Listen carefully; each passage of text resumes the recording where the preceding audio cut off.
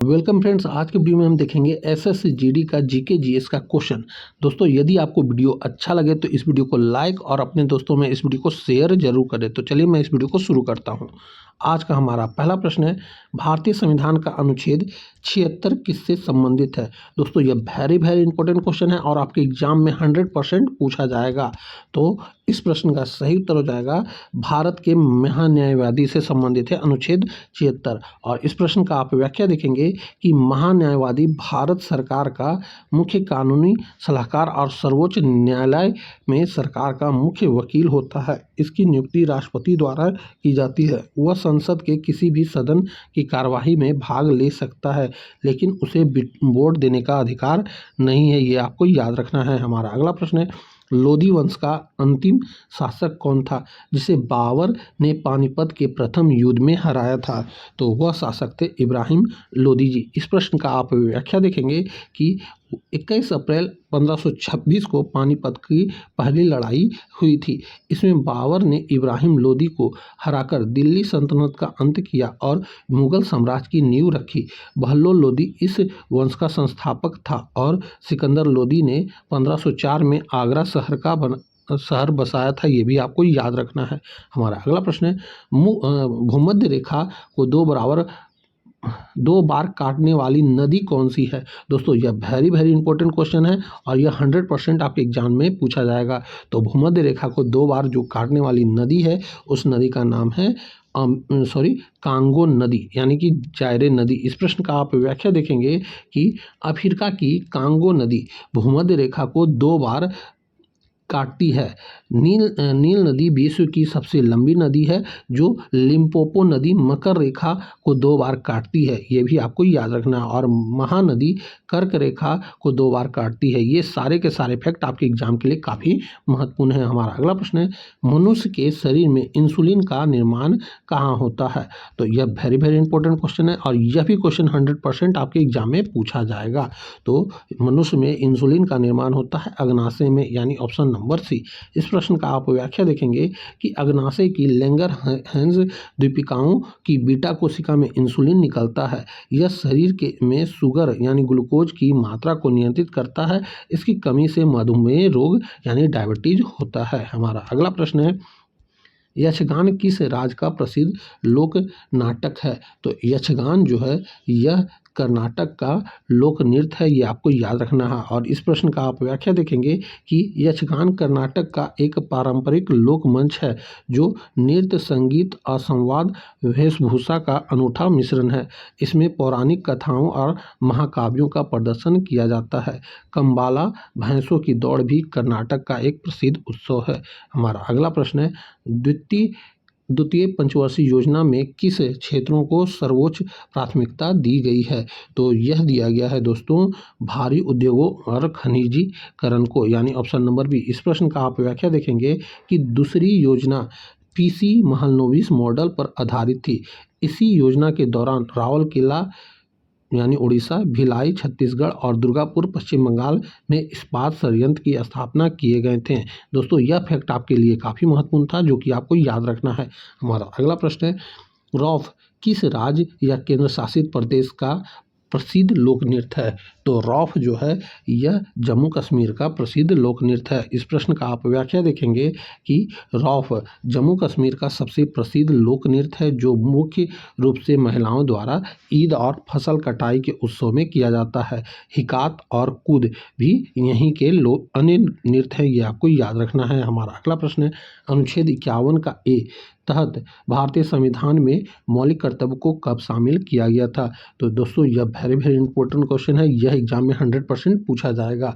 तो इस प्रश्न का सही तो हो जाएगा कि 1976 में। इस प्रश्न का आप व्याख्या देखेंगे कि स्वर्ण सिंह समिति की सिफारिश पर 42वें संविधान संशोधन 1976 द्वारा 10 मौलिक कर्तव्य जोड़े गए थे। वर्तमान में 11 मौलिक कर्तव्य है। 11वां मौलिक कर्तव्य जो है शिक्षा से संबंधित है, जो कि 86वें संविधान संशोधन 2002 द्वारा जोड़ा गया था। हमारा अगला प्रश्न है कि पेनिसिलिन की खोज किसने की थी। तो पेनिसिलिन की खोज किया गया था अलेक्जेंडर फ्लेमिंग के द्वारा। इस प्रश्न का आप व्याख्या देखेंगे कि 1928 में अलेक्जेंडर फ्लेमिंग ने दुनिया की पहली एंटीबायोटिक पेनिसिलिन की खोज की थी। एडवर्ड जेनर ने चेचक के टीके की खोज की थी। उन्होंने इन्फ्लुएंजा का जनक कहा जाता है, ये भी आपको याद रखना है। सॉरी, इम्यूनोलॉजी का जनक कहा जाता है इन्हें। हमारा अगला प्रश्न है, भारत में सर्वाधिक साक्षरता वाला केंद्र शासित प्रदेश कौन सा है? तो वह प्रदेश है लक्षद्वीप, यानी ऑप्शन नंबर सी। इस प्रश्न का आप व्याख्या देखेंगे कि वर्ष 2011 के अनुसार, जनगणना के अनुसार लक्षद्वीप की साक्षरता दर 91.85% केंद्र शासित प्रदेशों में से सबसे अधिक है। राज्यों में केरल 94%, नंबर 1 पर आते हैं। सबसे कम साक्षरता वाला जिला जो है वह बिहार है, ये आपको याद रखना है, सॉरी राज्य। हमारा अगला प्रश्न है, सवाना घास के मैदान मुख्य रूप से कहाँ पाए जाते हैं? तो यहाँ सवाना की बात कही जा रही है, तो यह पाया जाता है अफ्रीका में। इस प्रश्न का आप व्याख्या देखेंगे कि सवाना उष्णकटिबंधीय घास के मैदान हैं जो भूमध्य रेखा के दोनों ओर अफ्रीका में फैले हुए हैं। यहाँ लंबी घास और छिटपुट पेड़ पाए जाते हैं। ऑस्ट्रेलिया के मैदानों को डाउन्स कहते हैं, ये आपको याद रखना है। हमारा अगला प्रश्न है, विजयनगर साम्राज्य की स्थापना किसने की थी? तो विजयनगर राज्य की स्थापना किया गया था हरियर और बुक्का के द्वारा, यानी ऑप्शन नंबर बी। इस प्रश्न का आप व्याख्या देखेंगे कि 1336 ईस्वी में हरियर और बुक्का नाम के दो भाइयों ने तुंगभद्रा नदी के तट पर विजयनगर साम्राज्य की स्थापना की थी।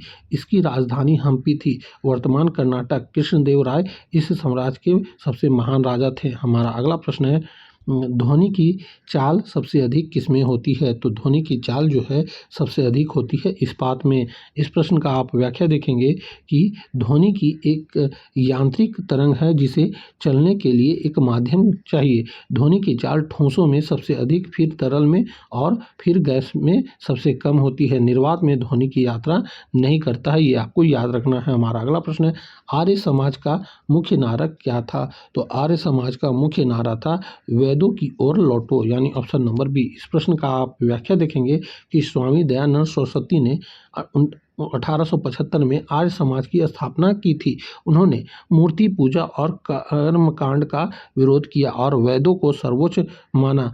सत्यार्थ प्रकाश उनकी प्रसिद्ध पुस्तक है, ये भी आपको याद रखना है। हमारा अगला प्रश्न है, भारत के किस राज्य में भीतरकनिका राष्ट्रीय उद्यान है?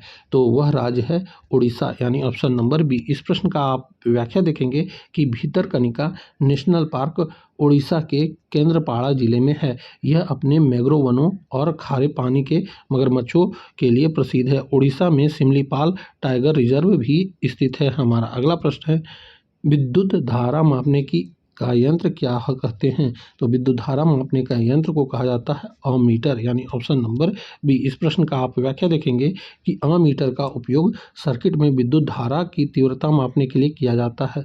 वोल्ट मीटर विभवांतर मापने के लिए और बैरोमीटर वायुमंडलीय दाब को, और इलेक्ट्रोमीटर दूध की शुद्धता मापा जाता है, ये आपको याद रखना है। हमारा अगला प्रश्न है, मौर्य वंश के बाद मगध पर किस वंश का शासन हुआ था?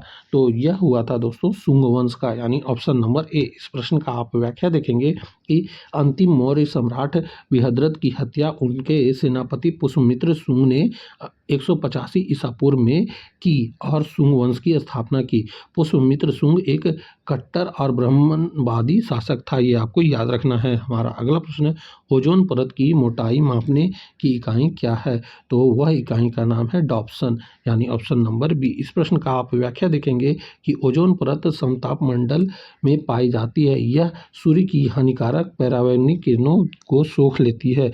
क्लोरोफ्लोरोकार्बन गैस इसे सबसे ज़्यादा नुकसान पहुंचाती है, ये आपको याद रखना है। हमारा अगला प्रश्न है, अनुच्छेद 356 का संबंध किससे है? तो इसका संबंध राज्यों में राष्ट्रपति शासन से है। इस प्रश्न का आप व्याख्या देखेंगे कि जब किसी राज्य की सरकार संवैधानिक रूप से काम करने में विफल हो जाती है तो राज्य की सिफारिश पर राष्ट्रपति और वहाँ अपना शासन लागू कर सकता है। अनुच्छेद 352 राष्ट्रीय आपातकाल से संबंधित है, ये आपको याद रखना है। हमारा अगला प्रश्न है, कथक नृत्य प्रसिद्ध कलाकार पंडित लच्छू महाराज का सबसे संबंध किस घराने से था? तो कथक जो नृत्य करते थे पंडित लच्छू महाराज जी, इनका जो संबंध था यह लखनऊ घराने से था, यानी ऑप्शन नंबर बी। इस प्रश्न का आप व्याख्या देखेंगे कि पंडित लच्छू महाराज और पंडित बिरजू महाराज दोनों ही कथक के लखनऊ कालिका बिंदानी घराने के स्तंभ थे।